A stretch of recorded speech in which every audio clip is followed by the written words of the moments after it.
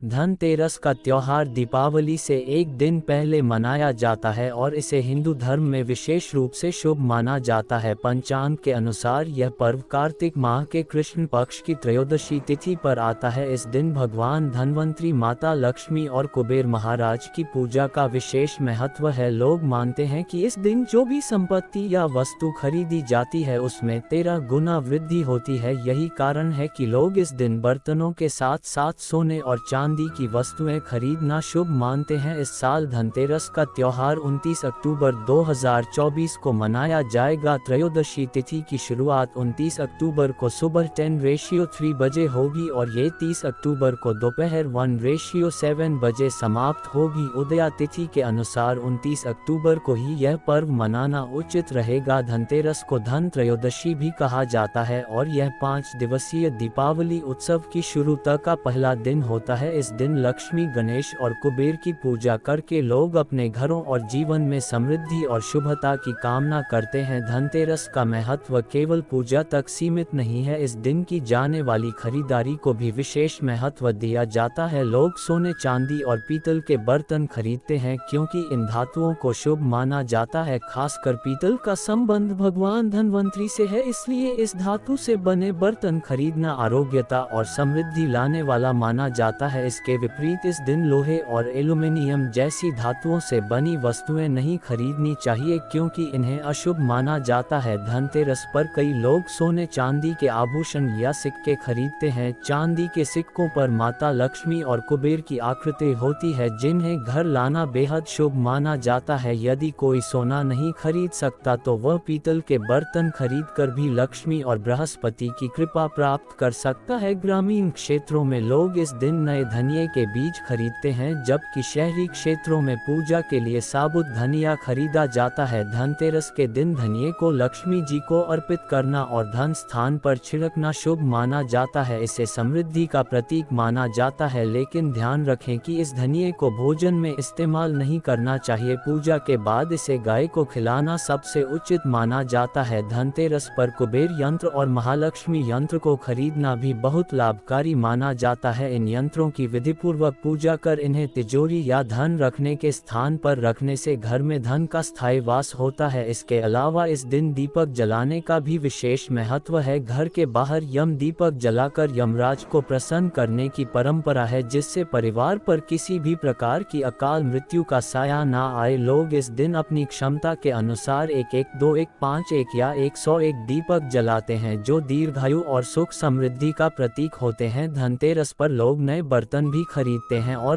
पुराने बर्तनों को बदलकर तांबे, पीतल और चांदी के बर्तन लाते हैं। लक्ष्मी चरण को घर में लाना और प्रवेश द्वार पर उनका स्वागत करना भी शुभ माना जाता है। इससे ये संकेत मिलता है कि माता लक्ष्मी का आशीर्वाद घर में स्थायी रूप से बना रहेगा। इस दिन किए गए छोटे छोटे अनुष्ठान और परंपराएं न केवल परिवार की भलाई और आर्थिक उन्नति के प्रतीक हैं बल्कि यह भी दर्शाती हैं कि कैसे धनतेरस हमारे जीवन में खुशियों और नए आरंभ का प्रतीक है। धनतेरस केवल संपत्ति का संग्रह करने का अवसर नहीं है बल्कि यह इस बात का संदेश भी देता है कि सही वस्तुएं और सकारात्मक ऊर्जा हमारे जीवन को सही दिशा में ले जाती हैं। धनतेरस के इस पवित्र पर्व पर लोग अपने घरों को सजाते हैं, दीपक जलाते हैं और भगवान गणेश व माता लक्ष्मी का स्वागत करते हैं। ये पर्व केवल भौतिक समृद्धि का नहीं बल्कि आंतरिक संतोष और सुख शांति का भी संदेश देता है। लक्ष्मी चरण इस दिन घर में लाना मान लक्ष्मी का आह्वान माना जाता है और इस दिन घर में मां लक्ष्मी के चरणों को घर में लाना उन्हें अपने घर में निमंत्रण देने के तुल्य है। धनतेरस पर लक्ष्मी जी के 2 चरण घर में लाने चाहिए। एक चरण मुख्य द्वार पर अंदर की तरफ आते हुए लगाने चाहिए और दूसरे चरण पूजा के स्थान में अंदर आते हुए लगाने चाहिए। इस दिन दीपावली पूजन हेतु लक्ष्मी और गणेश जी की मूर्ति या चित्र खरीदते हैं और इसी दिन धनवंतरी की पूजा हेतु उनकी मूर्तियां, चित्र भी खरीदते हैं। धनतेरस के शुभ अवसर पर आपको अपने घर में धन की देवी मां लक्ष्मी और शुभ लाभ के देवता गणेश जी की मूर्ति अवश्य लानी चाहिए। याद रखें कि यह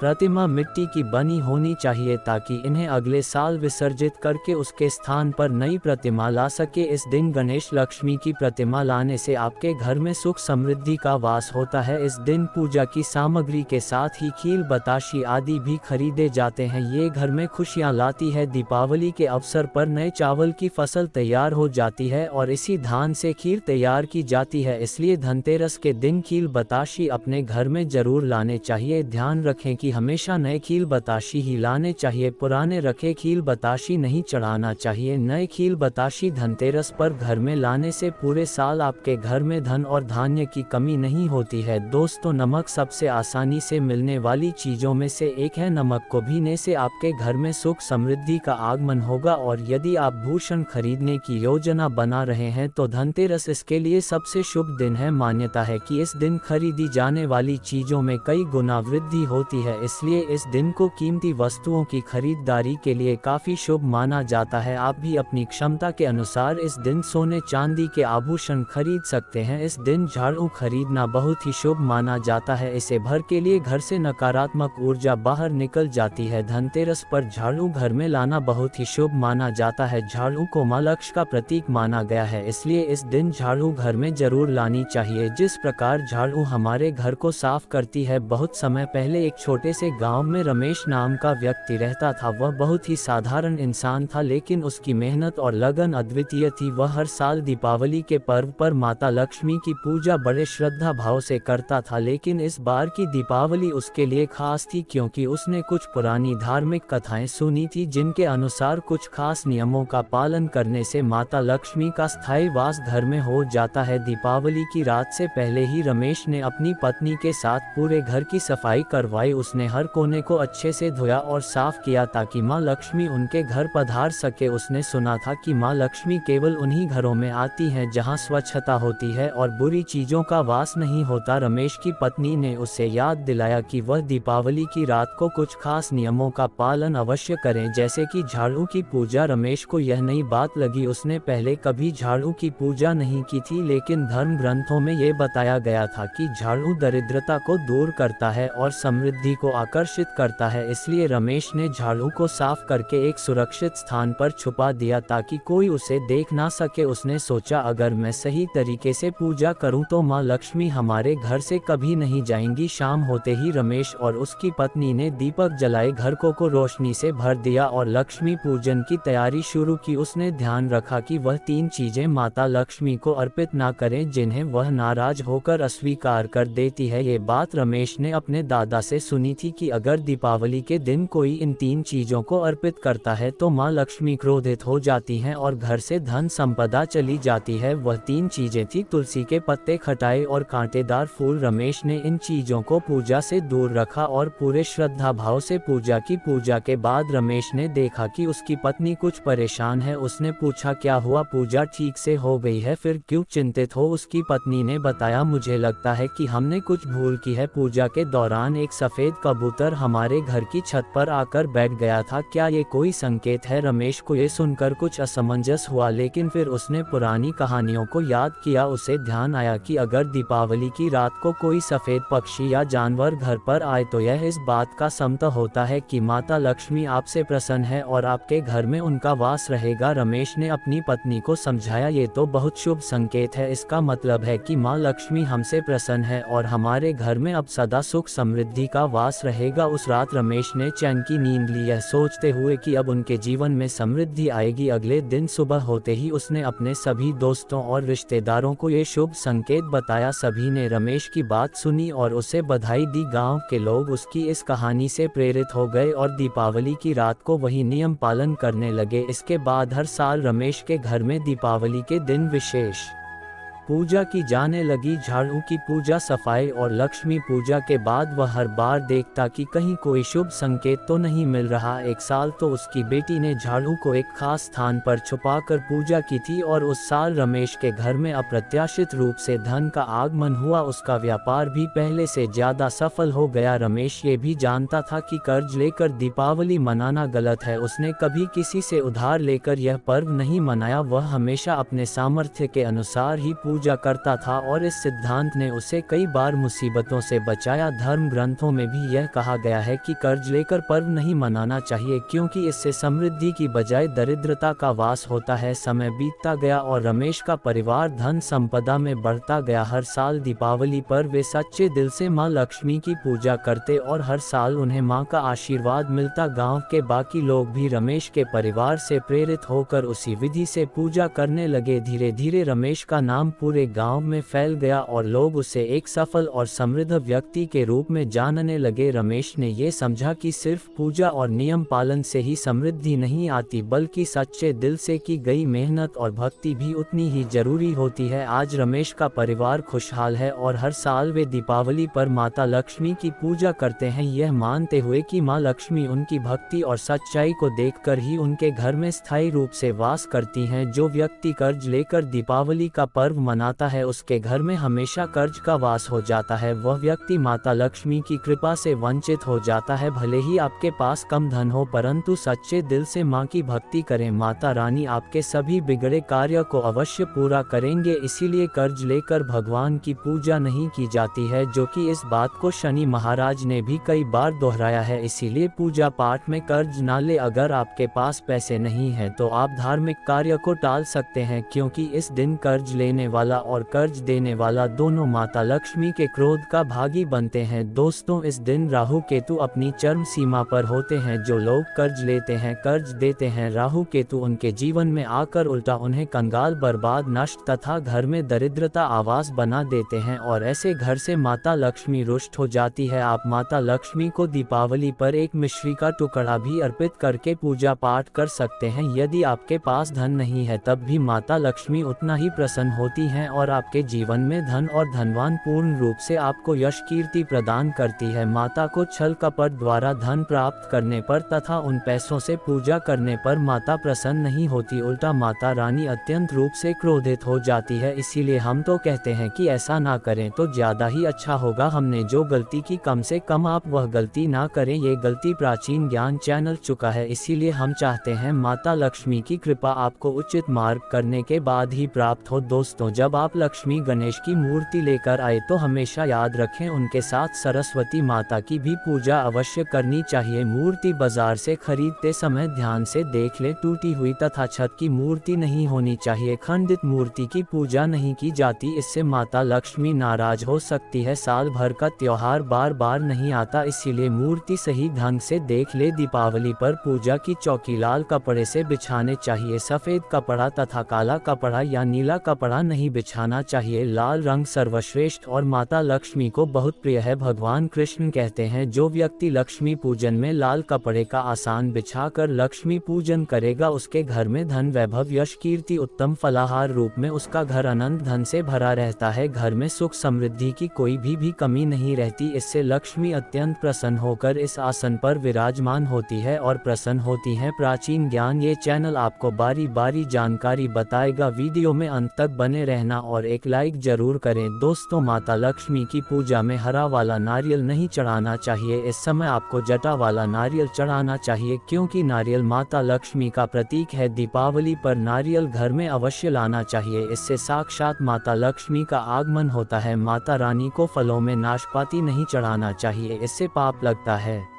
नाशपाती यानी नाश करने वाला, इसीलिए शुभ समय पर नाशपाती नहीं चढ़ाना चाहिए। माता रानी के पूजन में अक्षत यानी चावल का बहुत महत्व माना गया है। दीपावली पर चावल माता रानी को अवश्य अर्पित करने चाहिए। टूटे हुए चावल नहीं होने चाहिए, इससे माता रानी नाराज हो जाती है। दीपावली पर घर के चावल कभी किसी को मत देना, इससे माता लक्ष्मी आपका घर अड़ सकती है, क्योंकि चावल माता लक्ष्मी का प्रतीक है। इस समय माता लक्ष्मी घर पर आती है, जाती नहीं है। प्राचीन ज्ञान चैनल पर आए हैं तो आपको सच्चा ज्ञान प्राप्त होगा। लिखित आधार पर यहाँ झूठा ज्ञान नहीं दिया जाता है। दोस्तों, हमेशा याद रखें, दीपावली के पूजन में माता लक्ष्मी को तुलसी नहीं चढ़ा चाहिए, क्योंकि इस समय लक्ष्मी, गणेश तथा माता सरस्वती की पूजा की जाती है। इसीलिए दीपावली के पूजन में तुलसी अर्पित नहीं करनी चाहिए। दीपावली पर लहसुन प्याज का खाना नहीं बनाना चाहिए। इस समय हलवा, खीर, पूरी आदि बनानी चाहिए, क्योंकि यह खाना माता को भोग लगता है। इसीलिए इस दिन मांस मदिरा लहसुन प्याज का खाना घर में नहीं लाना चाहिए। ऐसे शुभ मुहूर्त पर अशुभ कार्य ना करें। दोस्तों देखिए, शुक्रवार का दिन माता लक्ष्मी को समर्पित होता है तथा माता संतोषी को भी समर्पित होता है। दीपावली शुक्रवार के दिन पर आए तो अत्यंत दुर्लभ और शुभ और अत्यंत मंगलकारी माना जाता है। लेकिन यदि शुक्रवार को आप खट्टा खा लेते हैं, पानी पूरी खा लेते हैं, इमली की चटनी नींबू खा लेते हैं तो इससे माता संतोषी क्रोधित हो जाती है। जब दीप शुक्रवार की पर आए तो इस माँ संतोष जागृत हो जाती है। इसीलिए इस दिन इमली पानी पूरी नींबू आदि नहीं खाना चाहिए। कम से कम थोड़ा माता संतोषी का मान सम्मान अवश्य बढ़ाए। इससे धन की देवी माता लक्ष्मी और अत्यंत रूप से प्रसन्न हो जाती है और आपको धन और धनवान रूप से आपके घर में वास बना लेती है। दोस्तों, शास्त्रों के अनुसार माना जाता है कि दीपावली के दिन एक स्त्री को लाल, गुलाबी तथा पीला रंग या भगवा रंग के कपड़े ही पहनने चाहिए। लक्ष्मी पूजन में सुहागिन महिला को सफेद रंग नहीं पहनना चाहिए, ये रंग विधवा रूप माना गया है तथा काला रंग भी पहनकर पूजा नहीं करनी चाहिए, इसे शुभ नहीं माना जाता। काला रंग कर्ण का प्रतीक होता है। माता लक्ष्मी को लाल कपड़े अति प्रिय है। लाल रंग माता रानी को बहुत ही अच्छा लगता है, इसीलिए माता रानी का प्रिय वाहन कमल पुष्प है। दीपावली का त्योहार जब आता है तो यह न सिर्फ रोशनी का बल्कि सौभाग्य और समृद्धि का भी प्रतीक होता है। इस दिन विशेष रूप से सुहागन महिलाओं का अपने संपूर्ण श्रृंगार में सजना संवरण महत्वपूर्ण माना जाता है। विशेष रूप से मांग में भरपूर सिंदूर भरना और पैरों में पायल पहनना अत्यंत शुभ होता है। ऐसा माना जाता है कि इससे माता लक्ष्मी अत्यंत प्रसन्न होती हैं। जब एक सुहागन महिला अपने पूर्ण 16 श्रृंगार के साथ माता लक्ष्मी की पूजा करती है तो वह दिखाती है कि वह माता के प्रति गहरी भक्ति रखती है। माता लक्ष्मी के बारे में कहा जाता है कि जो स्त्री उनके लिए इतनी श्रद्धा और प्रेम के साथ सजा संवर कर आती है उसके प्रति माता का आशीर्वाद अनंत होता है। ऐसी स्त्री को अखंड सौभाग्य का वरदान प्राप्त होता है और माता लक्ष्मी का आशीर्वाद उसे धन धान्य से भरपूर कर देता है। वे उसे न केवल आर्थिक समृद्धि प्रदान करती हैं बल्कि घर में सुख शांति और समृद्धि का भी वास होता है। लक्ष्मी पूजन के समय कुछ विशेष बातों का ध्यान रखना भी जरूरी होता है। पूजा करते समय कोई भी अंगड़ाई लेना या जम्हाई लेना अशुभ माना जाता है। अगर आप शारीरिक रूप से स्वस्थ नहीं हैं या किसी कारणवश पूजा नहीं कर सकते तो आप किसी अन्य व्यक्ति से लक्ष्मी पूजन करवा सकते हैं। मासिक धर्म के दौरान लक्ष्मी पूजन में भाग लेना भी अनुचित माना गया है। इस समय पूजा में बैठ सकते हैं लेकिन माता की मूर्ति को छूना नहीं चाहिए। पूजा के दौरान आप दीप जला सकते हैं पर माता लक्ष्मी की मूर्ति का स्पर्श नहीं करना चाहिए। दीपावली पर पूजा के समय नीले कपड़े पहनने से बचना चाहिए क्योंकि नीले रंग को अलक्ष्मी से जोड़ा जाता है जो कि लक्ष्मी की बहन मानी जाती है। नीले कपड़े पहनने से अलक्ष्मी का घर में वास हो सकता है जो कि अशुभ माना जाता है। इसके विपरीत लाल रंग के कपड़े बहुत शुभ माने जाते हैं। लाल रंग माता लक्ष्मी का प्रिय रंग है और वे इस रंग की ओर आकर्षित होती हैं। पूजा में लाल वस्त्र धारण करने से माता लक्ष्मी अत्यंत प्रसन्न होती हैं। लक्ष्मी पूजन में चांदी या सोने का सिक्का रखना भी शुभ माना गया है।